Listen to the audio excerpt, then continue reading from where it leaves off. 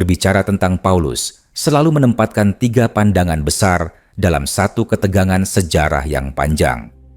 Kristen memandang Paulus sebagai seorang rasul besar yang berjasa menyebarkan ajaran Yesus ke dunia Romawi.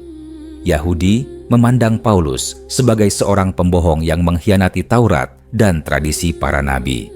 Sementara ilmuwan Muslim melihat persoalan ini dari sudut pandang wahyu Al-Quran, sejarah kenabian, dan konsistensi ajaran Tauhid.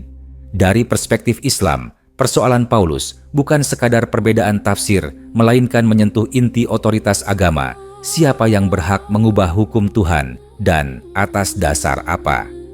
Dalam tradisi Kristen, Paulus dianggap rasul meskipun ia tidak pernah bertemu Yesus secara langsung ketika Yesus masih hidup. Pengakuan kerasulannya bersumber dari pengalaman penglihatan di jalan menuju Damaskus. Dari sudut pandang ilmuwan Muslim, klaim seperti ini sangat bermasalah karena dalam konsep kenabian dan kerasulan Islam, seorang utusan Tuhan harus menerima wahyu secara jelas terjaga dan diakui oleh nabi sebelumnya atau oleh mukjizat yang nyata. Pengalaman batin pribadi yang tidak disaksikan siapapun tidak dapat dijadikan dasar untuk mengubah syariat yang telah mapan, apalagi membatalkan hukum-hukum Taurat yang diyakini berasal dari Tuhan yang Maha Esa. Yahudi sejak awal menolak Paulus bukan karena sentimen pribadi, melainkan karena isi ajarannya yang bertentangan dengan Taurat. Paulus secara terbuka mengajarkan bahwa hukum Taurat tidak lagi mengikat dan bahwa keselamatan diperoleh melalui iman kepada penyaliban Yesus. Dalam pandangan Yahudi ini adalah kebohongan teologis karena Taurat tidak pernah mengajarkan penghapusan hukum Tuhan dan tidak pernah mengajarkan bahwa seorang manusia yang dihukum mati secara terkutuk dapat menjadi jalan keselamatan. Penolakan Yahudi terhadap Paulus justru menguatkan analisis ilmuwan Muslim bahwa Paulus membawa ajaran baru yang tidak bersumber dari para nabi Bani Israel. Ilmuwan Muslim sejak masa awal seperti Ibnu Hazm al-Andalusi telah mengkritik Paulus dengan sangat tajam. Menurut mereka, ajaran Paulus adalah bentuk distorsi terbesar dalam sejarah agama Tauhid. Yesus dalam Injil-Injil sendiri digambarkan sebagai seorang yang menegakkan Taurat, bukan menghapusnya. Ia disunat mematuhi hukum makanan dan mengajarkan tauhid murni.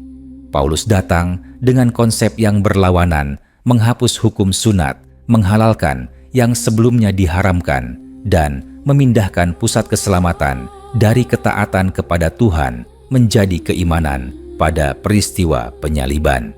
Dalam pandangan Islam, perubahan sebesar ini tidak mungkin datang dari seorang rasul yang benar. Al-Quran memberikan kerangka penting dalam memahami masalah ini. Al-Quran menegaskan bahwa Isa, putra Maryam, diutus hanya kepada Bani Israel untuk membenarkan Taurat yang ada sebelumnya. Tidak ada satu ayat pun dalam Al-Quran yang memberi ruang bagi figur lain setelah Isa untuk mengubah syariatnya, apalagi menghapus hukum Tuhan. Dalam logika wahyu Islam, seorang rasul tidak datang untuk membatalkan ajaran nabi sebelumnya, kecuali dengan wahyu yang jelas dan terbuka.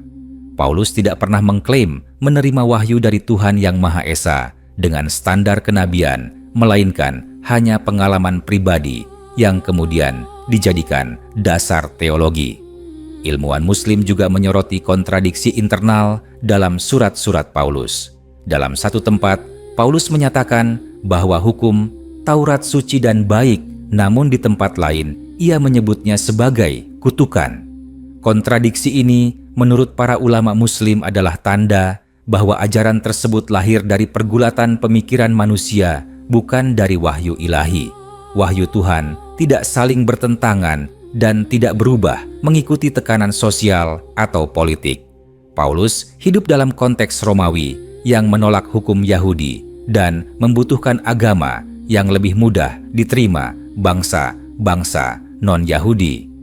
Dari sinilah ilmuwan Muslim melihat faktor politik dan sosial dalam pembentukan ajaran Paulus. Bantahan telak ilmuwan Muslim juga terletak pada persoalan otoritas. siapa yang memberi Paulus wewenang sebagai rasul? Yesus tidak pernah secara eksplisit menunjuk Paulus. Para murid awal Yesus bahkan sempat berselisih dengannya, sebagaimana tercatat dalam sejarah Kristen sendiri. Dalam Islam, kerasulan tidak lahir dari pengakuan diri atau legitimasi kelompok tertentu, melainkan dari Tuhan secara langsung dengan bukti yang nyata. Karena itu, klaim kerasulan Paulus tidak memenuhi standar kenabian dalam Islam. Lebih jauh lagi, konsep penebusan dosa melalui penyaliban yang diajarkan Paulus bertentangan dengan prinsip keadilan ilahi dalam Islam. Al-Quran menegaskan bahwa seseorang tidak menanggung dosa orang lain dan setiap jiwa bertanggung jawab atas amalnya sendiri. Ajaran Paulus yang memindahkan dosa manusia kepada sosok Yesus dipandang oleh ilmuwan Muslim sebagai penyimpangan besar dari ajaran para nabi terdahulu, termasuk Ibrahim, Musa, dan Isa sendiri. Dengan demikian, penolakan terhadap Paulus bukan sekadar polemik sejarah, melainkan pembelaan terhadap prinsip tauhid dan keadilan Tuhan. Dari semua ini, tampak bahwa posisi ilmuwan Muslim berada di tengah, namun dengan kritik yang paling sistematis. Kristen memuliakan Paulus tanpa dasar kenabian yang kuat. Yahudi menolaknya karena pengkhianatan terhadap Taurat. Islam menolaknya karena Paulus tidak memiliki otoritas wahyu dan ajarannya bertentangan dengan ajaran tauhid para nabi. Bantahan ilmuwan Muslim bukan didorong oleh emosi, melainkan oleh analisis teks sejarah dan prinsip wahyu. Dalam pandangan Islam, Paulus bukan rasul Tuhan dan bukan pula pembawa kebenaran ilahi, melainkan seorang tokoh yang dengan sadar atau tidak telah mengubah arah ajaran Yesus sehingga melahirkan agama dengan fondasi yang berbeda dari risalah para nabi. Jika ditelusuri lebih dalam, bantahan ilmuwan Muslim terhadap figur Paulus juga menyentuh aspek metodologi beragama. Dalam Islam, sumber ajaran harus jelas, asal-usulnya, terjaga transmisinya, dan konsisten dengan wahyu sebelumnya. Paulus justru dikenal sebagai tokoh yang paling produktif menulis surat, namun tulisannya tidak pernah diuji melalui sanad kenabian atau verifikasi ilahi. Para ulama Muslim menilai dominasi tulisan Paulus dalam Perjanjian Baru sebagai anomali karena ajaran seorang yang tidak pernah hidup bersama Isa justru mengalahkan ajaran murid-murid yang setia mendampinginya. Fenomena ini, menurut ilmuwan Muslim, menunjukkan pergeseran otoritas dari wahyu kepada figur karismatik. Ilmuwan Muslim juga menyoroti perubahan konsep ketuhanan yang menguat setelah pemikiran Paulus diterima luas. Ajaran tauhid yang sederhana perlahan digantikan oleh pemahaman kompleks tentang anak Tuhan, penebusan dosa, dan penyatuan manusia dengan Tuhan. Dalam pandangan Islam, konsep ini tidak dikenal dalam risalah para nabi. Musa menyeru penyembahan kepada Tuhan yang esa tanpa perantara. Isa pun mengajarkan doa kepada Tuhan yang di langit dan menegaskan ketundukannya sebagai hamba. Paulus datang membawa bahasa filsafat Yunani yang syarat simbol dan metafora, sehingga ketuhanan menjadi abstrak dan jauh dari ajaran para nabi sebelumnya. Dari sudut pandang sejarah Islam, kemunculan ajaran Paulus juga tidak bisa dilepaskan dari latar belakangnya sebagai warga Romawi yang terdidik dalam budaya Helenistik. Ilmuwan Muslim menilai bahwa banyak gagasan Paulus lebih dekat dengan tradisi misteri Romawi tentang dewa yang mati dan bangkit dibandingkan dengan ajaran para nabi Bani Israel. Ketika konsep semacam ini masuk ke dalam ajaran tentang Isa, maka yang terjadi adalah sinkretisme, bukan kesinambungan wahyu. Islam memandang wahyu sebagai mata rantai lurus yang saling membenarkan, bukan sebagai hasil percampuran budaya. Selain itu, para sarjana Muslim menegaskan bahwa kriteria kerasulan dalam Islam selalu beriringan dengan akhlak dan konsistensi hidup. Paulus dikenal memiliki perubahan sikap yang ekstrem dari pemburu pengikut Isa menjadi pengajar utama ajaran baru. Perubahan mendadak ini oleh ilmuwan Muslim tidak serta-merta dianggap sebagai hidayah, melainkan perlu diuji dengan kesesuaian ajaran yang dibawanya. ketika ajaran tersebut justru meniadakan hukum Tuhan dan mengubah prinsip dosa dan pahala, maka perubahan itu dianggap mencurigakan, bukan mulia. Al-Quran juga memberi petunjuk umum tentang umat-umat terdahulu yang terpecah belah setelah datangnya keterangan yang jelas. Ilmuwan Muslim melihat Paulus sebagai contoh nyata dari perpecahan tersebut. Bukan Isa yang memecah umatnya, melainkan interpretasi baru setelah beliau diangkat. Dengan demikian, Islam tidak memusuhi pengikut Isa, namun mengkritik proses historis yang menyebabkan risalah beliau berubah arah. Paulus dalam narasi ini bukan pusat kebencian, melainkan simbol perubahan ajaran dari wahyu kepada teologi buatan manusia. Bantahan ilmuwan Muslim menjadi semakin kuat ketika dikaitkan dengan prinsip keadilan dan tanggung jawab individu. Ajaran bahwa iman saja cukup tanpa kepatuhan hukum dipandang berbahaya karena membuka pintu pembenaran dosa. Islam datang menegaskan kembali keseimbangan antara iman dan amal, sebuah prinsip yang telah diajarkan oleh semua nabi. Dalam kerangka ini, pemikiran Paulus dianggap merusak fondasi moral yang dibangun oleh risalah sebelumnya. Akhirnya, dari sudut pandang Islam, perdebatan tentang Paulus bukanlah persoalan menang atau kalah antara agama. Ini adalah upaya menjaga kemurnian, konsep ketuhanan, dan kenabian. Ilmuwan Muslim menolak Paulus bukan karena mengikuti klaim Yahudi atau menentang Kristen semata, melainkan karena ajaran yang dibawanya tidak sejalan dengan prinsip wahyu yang konsisten sejak Nabi Adam hingga Nabi Muhammad. Dengan demikian, bantahan terhadap Paulus adalah bagian dari pembelaan terhadap tauhid murni yang tidak berubah oleh waktu budaya ataupun kepentingan manusia. Aspek lain yang disorot oleh ilmuwan Muslim adalah cara Paulus menempatkan dirinya sebagai sumber penafsiran utama. Dalam banyak tulisannya, ia tidak hanya menyampaikan nasihat moral, tetapi juga menetapkan doktrin yang bersifat mengikat. Dalam tradisi kenabian Islam, penetapan akidah dan hukum adalah hak Tuhan semata, bukan hasil ijtihad personal. Ketika seorang tokoh agama berbicara atas nama Tuhan tanpa wahyu yang terjaga, maka yang lahir adalah otoritas manusia yang disakralkan.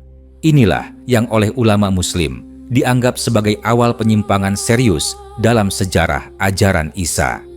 Ilmuwan Muslim juga menilai bahwa pembelaan Kristen terhadap Paulus seringkali bersandar pada hasil akhir sejarah, bukan pada validitas sumber. Paulus diterima karena ajarannya menyebar luas dan menjadi arus utama. Dalam metodologi Islam, kebenaran tidak diukur dari jumlah pengikut atau dominasi sejarah, melainkan dari kesesuaiannya dengan wahyu. Banyak nabi dalam Al-Quran justru diikuti oleh sedikit orang, namun tetap berada di atas kebenaran. Karena itu, keberhasilan Paulus membentuk komunitas besar tidak dapat dijadikan bukti kerasulan, apalagi kebenaran ajarannya. Dari sisi etika keagamaan, ilmuwan Muslim mengkritik gagasan pembatalan hukum sebagai bentuk kemudahan yang berlebihan. Islam mengajarkan bahwa syariat memang memiliki beban, namun di dalamnya terdapat hikmah penyucian jiwa dan pengendalian hawa nafsu. Ketika Paulus meniadakan banyak aturan dengan alasan iman, maka agama berubah menjadi keyakinan tanpa disiplin. Ulama Muslim melihat dampak jangka panjang dari pemikiran ini, yaitu melemahnya ikatan antara keyakinan dan perilaku. Agama menjadi urusan batin semata, bukan jalan hidup yang menyeluruh. Perhatian ilmuwan Muslim juga tertuju pada fakta bahwa ajaran Paulus lebih banyak berbicara tentang Yesus dibandingkan pesan Yesus itu sendiri. Fokus berpindah dari seruan menyembah Tuhan kepada pembahasan tentang status dan peran Yesus. Dalam Islam, para nabi tidak pernah mengajak manusia untuk memusatkan perhatian pada diri mereka, melainkan kepada Tuhan yang Maha Esa. Ketika figur nabi dijadikan pusat teologi, maka tujuan utama risalah menjadi kabur. Inilah sebabnya Islam memandang ajaran Paulus sebagai perubahan orientasi dakwah. Dalam diskursus perbandingan agama, para sarjana Muslim menegaskan bahwa kritik terhadap Paulus bukanlah penolakan terhadap Isa. Justru Islam memuliakan Isa sebagai nabi besar yang lahir secara ajaib dan membawa petunjuk. Penolakan diarahkan pada konstruksi teologi yang muncul setelahnya. Dengan pemisahan ini, Islam menjaga kehormatan para nabi sekaligus menolak ajaran yang dianggap menyimpang. Paulus dalam pandangan ini bukan pewaris risalah Isa, melainkan penafsir independen yang pengaruhnya melampaui batas. Akhirnya, bantahan ilmuwan Muslim mencapai kesimpulan filosofis yang mendalam bahwa agama yang bersumber dari Tuhan tidak membutuhkan tokoh tambahan untuk menyempurnakannya. Jika Isa benar-benar diutus membawa kabar keselamatan, maka risalah itu cukup dengan dirinya dan ajaran yang dia sampaikan. Kehadiran Paulus sebagai pembentuk utama teologi justru menjadi bukti bahwa telah terjadi kekosongan otoritas wahyu. Islam hadir untuk menutup celah tersebut dengan mengembalikan agama kepada fondasi tauhid kenabian dan tanggung jawab moral manusia di hadapan Tuhan. Sudut pandang ilmuwan Muslim berikutnya menyoroti persoalan kronologi wahyu dan kesinambungan risalah. Dalam Islam, setiap nabi berada dalam satu garis misi yang saling menguatkan, bukan saling meniadakan. Ketika ajaran Paulus muncul dengan konsep yang berbeda, secara mendasar dari ajaran para nabi sebelumnya, maka menurut ulama, Muslim itu menandakan terputusnya mata rantai kenabian. Perubahan mendasar tidak mungkin terjadi tanpa adanya nabi baru yang diutus secara resmi. Karena Paulus tidak pernah diakui sebagai nabi dalam satupun tradisi kenabian yang sah, maka ajaran barunya dianggap tidak memiliki legitimasi ilahi. Ilmuwan Muslim juga mengkritisi cara Paulus memahami dosa dan keselamatan. Dalam Islam, dosa dipahami sebagai pelanggaran yang dapat diampuni melalui taubat, penyesalan, dan perbaikan diri. Paulus memperkenalkan gagasan bahwa dosa adalah warisan kolektif manusia yang tidak bisa dihapus kecuali melalui pengorbanan pihak lain. Para ulama Muslim menilai konsep ini merendahkan keadilan Tuhan dan melemahkan tanggung jawab moral individu. Tuhan yang Maha Adil tidak menghukum satu jiwa karena kesalahan jiwa lain dan tidak menjadikan keselamatan bergantung pada tragedi penyaliban. Selain itu, perhatian ilmuwan Muslim tertuju pada perbedaan pesan antara pengikut awal Isa dengan ajaran Paulus. Sejarah menunjukkan adanya kelompok-kelompok awal yang tetap berpegang pada hukum Taurat dan memandang Isa sebagai nabi. Kelompok-kelompok ini tersingkir oleh arus utama yang dipengaruhi Paulus. Dalam pandangan Islam, hilangnya suara kelompok awal tersebut bukan bukti kesalahan mereka, melainkan bukti dominasi politik dan teologis. Kebenaran wahyu tidak selalu berada pada pihak yang menang dalam sejarah. Para sarjana Muslim juga melihat bahwa Paulus membuka jalan bagi institusionalisasi agama yang berlebihan. Ketika doktrin ditetapkan oleh konsili dan otoritas gereja, maka agama tidak lagi murni hubungan manusia dengan Tuhan, melainkan sistem kekuasaan spiritual. Islam memandang fenomena ini sebagai peringatan bahwa agama dapat berubah menjadi alat kontrol ketika lepas dari pengawasan wahyu. Paulus dalam konteks ini dianggap sebagai pintu awal yang menggeser agama dari bimbingan nabi kepada struktur manusia. Dari sisi bahasa keagamaan, ilmuwan Muslim mencermati bahwa tulisan Paulus syarat dengan istilah simbolik yang sulit dipahami orang awam. Ajaran para nabi selalu disampaikan dengan bahasa yang jelas agar dapat dipahami semua lapisan masyarakat. Ketika ajaran agama menjadi rumit dan elitis, maka tujuan petunjuk ilahi menjadi kabur. Islam datang dengan bahasa Al-Quran yang lugas dan menegaskan bahwa petunjuk Tuhan tidak ditujukan untuk kalangan tertentu saja. Perbedaan ini semakin menegaskan jarak antara ajaran kenabian dan teologi Paulus. Pada akhirnya, bantahan ilmuwan Muslim terhadap Paulus tidak berhenti pada kritik personal atau sejarah semata. Ia berujung pada prinsip dasar bahwa agama yang benar harus menjaga kemurnian tauhid keadilan Tuhan dan tanggung jawab manusia. Setiap ajaran yang merusak salah satu dari 3 pilar ini, meskipun dibungkus dengan nama iman dan keselamatan, tetap harus ditolak. Dalam kerangka ini, Paulus dipandang sebagai figur yang berpengaruh besar, namun tidak membawa risalah ilahi. Islam menempatkan kritik tersebut sebagai bagian dari misi menjaga pesan para nabi agar tidak tenggelam dalam penafsiran manusia yang melampaui batas. Pembahasan berikutnya dalam pandangan ilmuwan Muslim menyentuh persoalan standar kebenaran dalam beragama. Islam mengajarkan bahwa kebenaran wahyu tidak boleh bergantung pada pengalaman personal yang tidak dapat diverifikasi. Paulus menjadikan pengalaman rohaninya sebagai landasan perubahan ajaran yang berdampak luas. Ulama Muslim menilai bahwa pengalaman batin bersifat subjektif dan bisa dipengaruhi banyak faktor psikologis dan sosial. Karena itu, pengalaman semacam ini tidak dapat dijadikan dasar untuk merombak ajaran ketuhanan yang telah mapan sejak para nabi terdahulu. Ilmuwan Muslim juga mengkaji dampak teologis jangka panjang dari pemikiran Paulus terhadap citra Tuhan. Tuhan dalam ajaran para nabi digambarkan sebagai Maha Pengasih yang membuka pintu ampunan bagi siapapun yang kembali kepadanya. Dalam konstruksi teologi, Paulus muncul gambaran Tuhan yang menuntut pengorbanan darah untuk menghapus dosa. Para sarjana Muslim memandang perubahan ini sebagai pergeseran serius dari konsep kasih sayang menuju konsep transaksi keselamatan. Tuhan seolah membutuhkan peristiwa tragis untuk mengampuni manusia.